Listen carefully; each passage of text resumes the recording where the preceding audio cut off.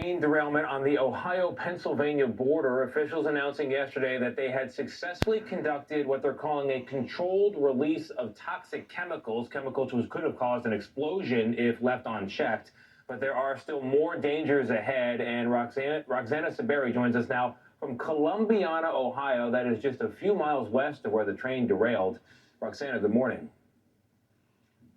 Good morning, Tony. This is where first responders and the National Guard have been gathering. There are no reports yet of injuries or deaths, but last night we smelled a strong odor in the air, and it's unclear how far the fumes have spread and how toxic they are.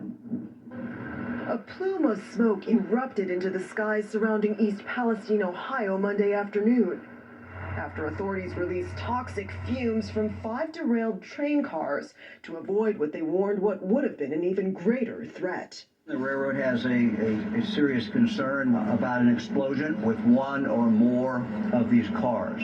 Earlier in the day, Ohio Governor Mike DeWine told CBS News that anyone refusing to leave the evacuation zone before the controlled release could also be at risk of inhaling the fumes. You know, if you're within a close proximity, you very well could die. The 5 cars were carrying vinyl chloride, which is used to make a variety of plastics. It's a highly combustible chemical linked to an increased risk of certain cancers, according to the National Cancer Institute.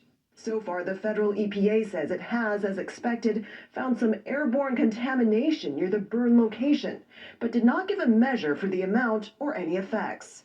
As for the water, officials previously said some runoff has been detected in surrounding streams, but that they're working to stem it, and there's been no impact on drinking water so far. You can just see a haze on the water that's nasty, and you can smell it. But local resident Russell Murphy says he's already seen hundreds of dead fish in a river just miles from the derailment site, and is concerned about what could potentially come next. The health effects, the long-term environmental effects, the waterways, this is bad.